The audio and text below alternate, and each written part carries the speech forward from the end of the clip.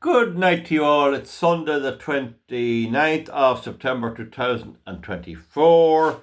It's getting wintry. The nights are cutting in. It's dark now about 20 past 8 at night. Money, what is it? I've often heard people ask, where does it come from? I did videos on this before. But then the problem with my channel is, how do you find my videos? I can't find them myself, not to talk of expecting you to find them. I don't have an index or anything. But I do delete once they become dated, as best as I can. Now, once people began to walk around and live following the last ice age, which was about 9,000 years ago approximately, you had civilizations rising in Egypt, generally in the warmer climates, and in Europe. And before too long, some form of a system of value was needed, a medium of exchange, as it were. And the thing is, I sold a cow, a good cow, in the local mart about 10 months ago. And the price I got was virtually equal to the price of a 1 ounce of gold. Now, today's ounce is a troy ounce. It's, I think it's 31 grams. An ounce is 28 grams, if I'm correct, because I know that from the cartridges for the shotguns. Well, it's there anyway. But the reason why the gold is 31 is that it can't be got too pure. It's hard, it's very expensive to get it really pure. What they get is 99.9% pure, which is it's as good as pure, but there is a little bit of other metals in it. Anyway, that's the way it is. It doesn't really matter. Now, anyway, I got the price of an ounce of gold for my cow, and it was a good price. And 2,300 years ago, there are very sketchy but real records. And even coming on to 2000 and 1800, 1400, that type of time scale years ago, the price of a big, I think it was a big cow, it described it. There were small ones as well, but a good cow, in other words, what we call a good cow, was an ounce of gold. There was some slight difference in the Irish ounce and the troy ounce, but not a lot. We checked that out, few of us, just for the fun of it, and it wasn't much worth talking about. So what we learn from that is that if you valued cows in gold, the price of them hasn't changed at all. They were an ounce of gold 2,000 years ago, and they're still an ounce of gold. That's a funny thing. Now, for years in most of the world, gold and silver was the main currency. And there's places where it's other things like stones with holes cut in them and all of that. Anything will do so long as it's recognised and so long as it's scarce. It can't be water because water's not scarce. It has to have the scarcity effect to have value. Now, that's crucial to understand. So the next thing happened was people had gold and they didn't want it hanging around. And there'd be a lad somewhere in the town, a lad like me, somebody like me, maybe luckier than me, and he'd take the gold and mind it for you. And he'd have a safe deposit box. And if it got too much and he was afraid of being robbed, he'd get on to a bigger bank or a bigger place or some place with government soldiers or something, and he'd dump it off over there and pay them a little to mind it for him. But in any event, in the simplest terms, he'd keep the gold in his safe. Now, eventually, then it became obvious that he'd need to charge something. Why should he give this service for nothing? Well, he didn't charge. That's not how it developed. What he did was, he'd say to the people whose gold he held, I can make money with that, I can rent out that, I can give that money out for interest. And they'd say, great on you, but you need to be careful, don't give it all out, the way they go on. So eventually it was decided by governments that you could give out 90%. No, sorry. 9 times the amount you had on deposit. So we'd say that I had 10 people out there and they gave me 10 ounces. And I had 10 ounces locked up there in the safe. I would then come along, some lad would come in and he'd say, I want to buy a new bull. It's an ounce of gold. And then I'd take one of the ounces, get him to sign up for it and give him the ounce. Now, there might be 10 like that. So if 10 people came in to buy a cow or a bull or a horse or something like that, or maybe build on a shed for hay or something, or get a cart or something, he could have the whole money gone out. But in order to do that, he had to keep a book. So he kept his book entry. And so bankers' books were born. So he kept his books anyway. Now, the law was that he had to keep 1/10. 1/10 in the safe. Why? Because in case of things that go bottom up or somebody wouldn't pay him, that was regarded as the safest. Now, in reality, people don't fail to pay. So of all those 10 people he gives loans to, they'll all either pay him, or there might be one buck who mightn't, and he might have to go to law with him or anything else. But anyway, very soon it'd level off. So he'd charge interest on the loan money he gave to the people to buy the things, and he'd charge them interest, and he'd keep a bit of it, and he'd hand the rest over to the people who own the money. So the people who had the money invested in his bank took a little bit of a risk by agreeing that he let it out for loans, but they got paid a bit as well. So they were happy enough, and he was an astute bio, and he made sure that there was no chance he fellas getting money, or if they did, it was very little. And he tried to figure out how to, using his brains and his common sense, how to avoid getting caught out with unpaid debts. So that's the story. So that was how it was. And that was how it was up to comparatively recently. But that has all changed in recent years. That is still used a little bit. It's still used a little bit, would you believe? That's called the fractional reserve. Still used a bit. But it wasn't enough, because they couldn't print money using that. They couldn't run governments or wars or anything else. So what they did was they brought out a system where the Treasury in America, or the Bank of England, or the Central Bank in the European Union, or whatever, what it simply does is it creates money out of nothing, out of absolutely nothing. Now, in principle, it would still have a little bit of the fractional reserve lending, but it's not significant. But what it does then is it instead of giving out the money for loans, they issue the money out of nothing. So I'm the banker here, say in a hypothetical situation, and in comes a fella here. I'm going to start doing contracting, got plenty of work out there. I want a tractor and a baler and a mower. And the whole lot's 100 grand.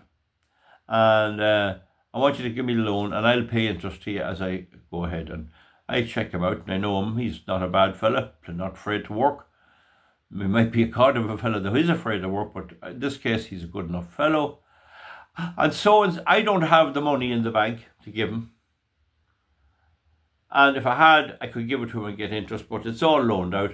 So what they do is they create the money out of nothing. 100,000 is created out of nothing, and it's given to him, and he goes off and buys his equipment, and the person who buys it off lodges the money back in the bank. At that point, you see, and in the case of the original banking system, when I'd give the 1,000 out to buy the bull, that chap gave that to another person who came in and invested it with me. So all that happened in my books was the ounce of gold moved from that chap to this chap. Do you understand now? Am I getting that a bit confused? When they took the money from the vault and gave it out to the chap to buy the animal, the chap then gave that to the fella he bought it off, and the fella he bought it off lodges it in my bank. Now you're going to shout, I might go a different bank. This is a principle. This is how it works. Yes, there would be different banks maybe, but it wouldn't matter, because there'd only be a limited number of them. So anyway, the thing about it is, the principle is, the bank roughly had the same money, and it was making a nice little bit of interest. And as it made the bit of interest, it had to add to the total money.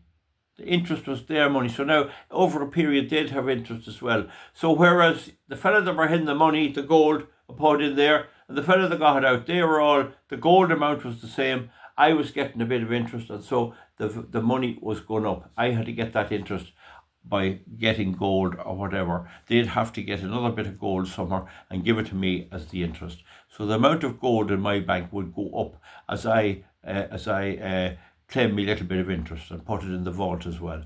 But that changed again now. To go back on that, that is still the system to an extent. That's called the fractional reserve, but they changed that to the present system. So what happens is now he comes in for 100,000, which is a lot of gold.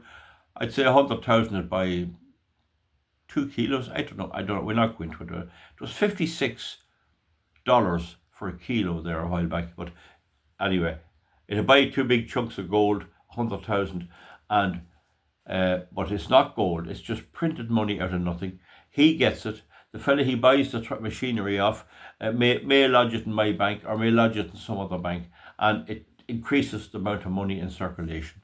Now here's the thing.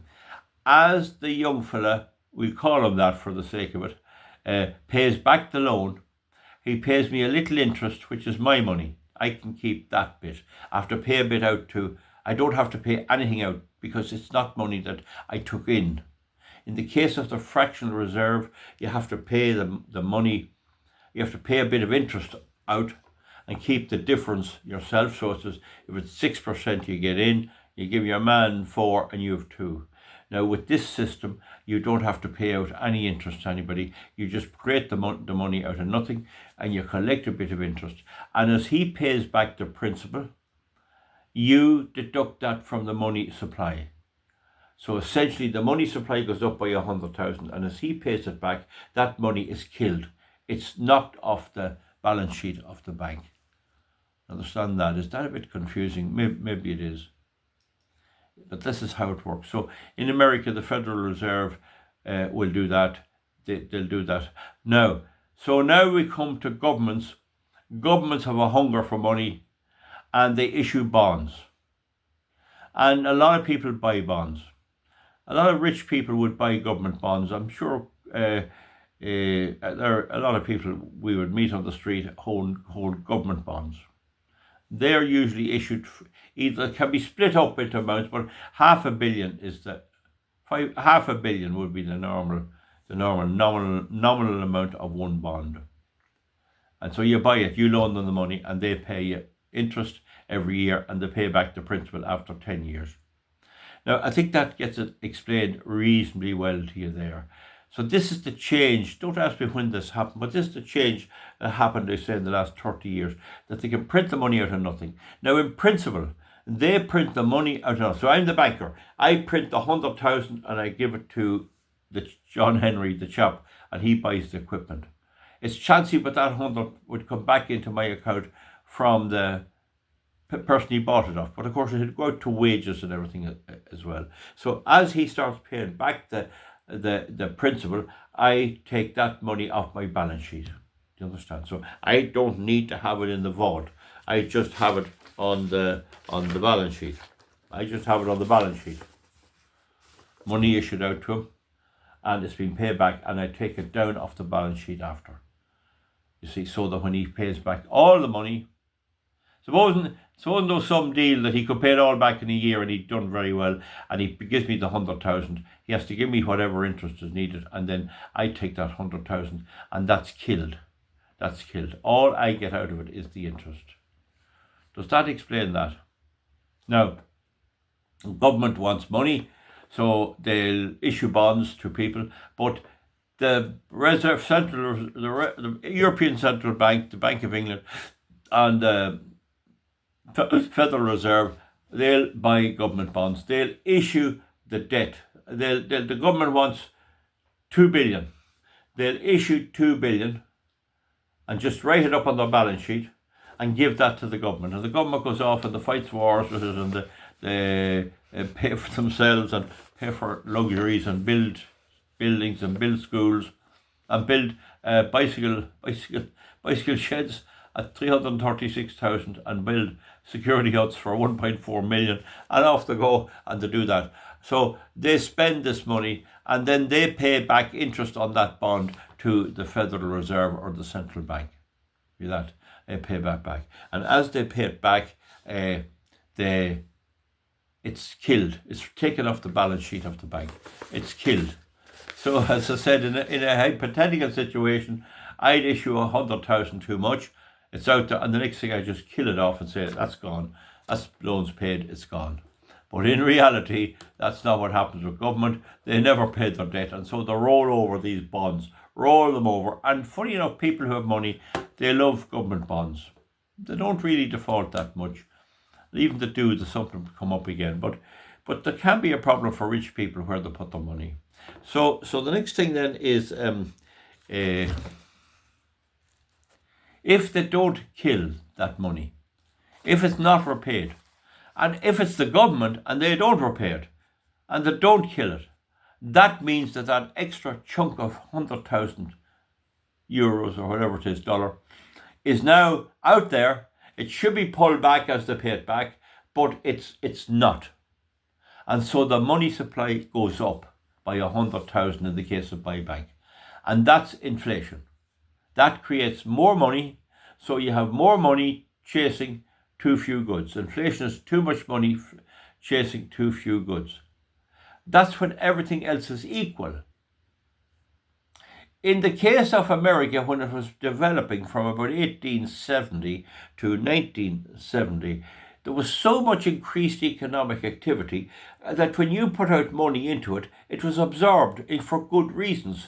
And the value of the money stayed roughly the same because they were putting into new things, new developments, new railroads, and this was bringing in money, and more people were coming in, and more people were being born, and they were all using this money. So it's not a problem to be putting money in if you have people and economic activity to justify it. You couldn't have a situation in 1800 in America where they'd stick the dollar to an ounce of gold and leave it like that. You couldn't do that, because if you'd done that, you'd have to divide the dollar up. More people would be looking for it. So you'd have far more people looking for a dollar. And when they got the dollar, they'd have to divide it up into dimes and pennies and all of this. And you get to the situation where a farthing, a quarter of a penny, would buy a loaf of bread. So that's the kind of ridiculous situation. So you have to keep the money supply up to that. And that's a function of the reserves and the central banks. In England, that was run by the Bank of England under the auspices of the King and Queen. So now you get the idea. If you nowadays they raise this money, they created it out of nothing. If they give it to good businesses that are creating and making money and doing well, to buy a hotel or something and it's going really well, or to make concrete blocks, that money will come back and be paid off. That's not a problem. But if they give it to government and government doesn't pay it off, right, they actually don't correct the balance sheet, and so there's too much money in circulation. And that's inflation. You begin to find then that you need more and more money to buy the basic stuff. So you want to buy a marker. It used to be 50 cent. It's now €1. You see, that's the point. Because there's more money out there. Too much money chasing too few goods. And that in the 70s gave rise to repeated leapfrog pay rises. Not so much now. I don't see the unions, but there will be. What the governments are doing now, they're caving into the unions. They're not waiting for strikes. If the union serves notice they want 10%, they give them 8% and keep them quiet. And that means that they have to get that money. If it's the public service, they have to print that money and print it out of nothing. And so, according to many analysis, and this is an important science, it's not that simple. Peter Schiff is one of the great famous ones on YouTube, but there are many more. That continually printing money continually debases the currency, and that's what happened in ancient Rome. They started watering down or reducing the amount of gold and silver in the coinage and replacing it with copper. And so that's supposed to be a sign of the collapse of a civilization. So anyway, I'm not going that far there. Have I explained that now? I hope that's a bit of help. It's just less than 20 minutes, not bad. about this thing, about the fractional reserve, still in use but not much. The banks really don't want to see you coming in with €1,000,000.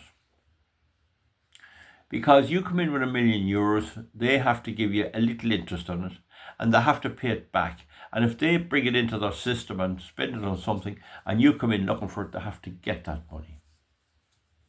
Longo would be delighted to see the money coming in. They won't give old people accounts now at all for small amount. They don't want running accounts.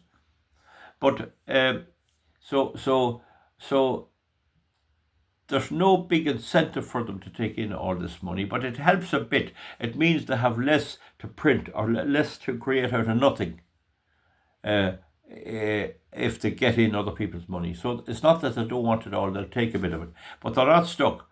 Now, one of the things about this system is that the government can never run out of money. The United States government can never run out of money because it simply creates it out of nothing under this system. I'm not sure it's a good system. I'd have it a bit tighter if it was me. The British government cannot run out of money. They simply print it. And the European Union can't run out of money.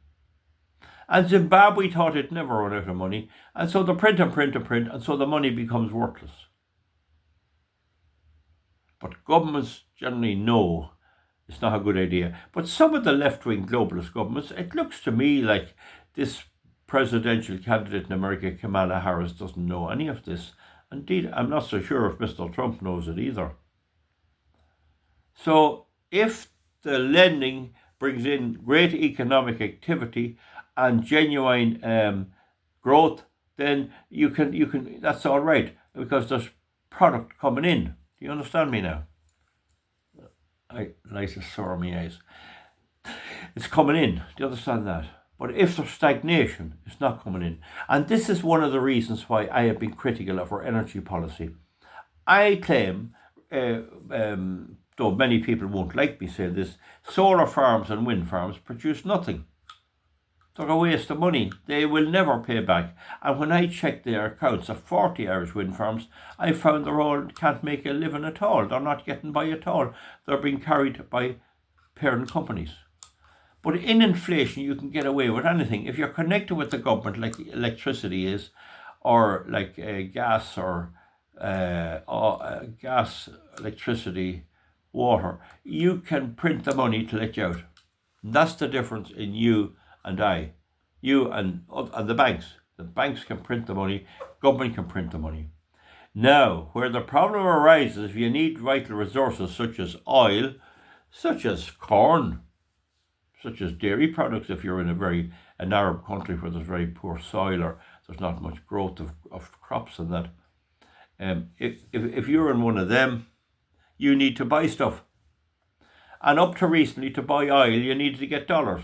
So if you're in a banana republic and you're printing money to beat the band, you still have to get dollars to buy your essential equipment. So if you let it go mad like Zimbabwe, where are you going to get the dollars? You see, you can't, because your money is virtually worthless. Whereas the Americans have the situation rigged up that they can print money and they have the reserve currency. So everyone has to buy their oil in dollars. And that means that they can do what they like. But that is being challenged now by this BRICS currency business. Britain would have to buy dollars to buy oil. So if you let your currency run amok and it becomes just pieces of paper, you have a problem, because what are you going to buy your dollars with? So the dollar was acting as a kind of a policeman against inflation, but that again is being challenged. And as America lets its dollar go to pot and prints it to beat the band, they're finding that there's an effort by the BRICS countries, they call it the Global South, to bypass them completely. And that could cause problems. Anyway, the main purpose, folks, of this video, as 25 minutes now, is to get that idea, understand the fractional reserve, understand in the olden times, your man came in and give you the ounce of gold, someone came in looking to buy a horse, you give him the ounce of gold, he paid it to the fellow that had the horse, and the fellow that has the horse comes in and lodges in your vault, and you still have the same amount of gold all the time. No matter how much trade you do, it's the same amount. And then you decide, well, I better make some of this for myself, and you start charging a little interest. And as you charge the interest, they have to get more gold to give you. So your gold goes up in your vault. You see, you have your own gold there, your bit of interest, and you have the gold coming in and out. And you have a balance sheet then to show who owns what, really. And you don't need the money in the vault. If someone comes in to rob your bank, most of the money's out with farmers buying cows and horses and all that. You get the point. And then the governments decided that the best and safest figure of that was to allow banks issue 99 times their deposit. That was what was discovered was the safest thing. And then they chucked that out the window, and they said, well, what we do is, when anyone wants a loan, we'll just publish the money out of nothing. We give them the money, they pay it back to us, and as they pay it back, we kill it off on the balance sheet so that eventually you're back to square one.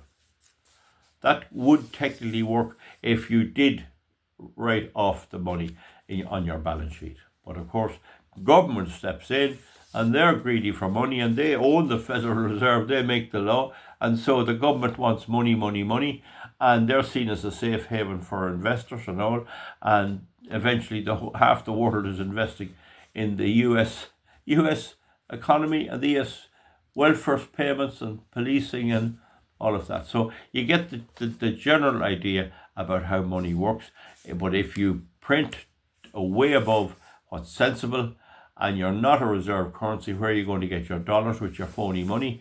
And if you are the reserve currency, well, then inflation rises. And that's really a tax, as somebody rightly posted. It's a tax because they're decreasing the value of your savings all the time. And then if you make money in your business in a year, and that's because of inflation, they can tax you on the inflation. There's really no clawback on it as such. Now, comment underneath, folks. That's a basic idea. This is not meant to be a lecture to professors. It's meant to be a lecture to ordinary, or an advice to ordinary people who'd like to find out how this system works. It's a fascinating subject, it really is. And I think it's fascinating that that I got an ounce of gold from a cow in 2023, and back in before our Lord's time, they were still getting an ounce of gold for a cow. Amazing, isn't it? Right, folks, comment underneath and we'll see you back. Good luck.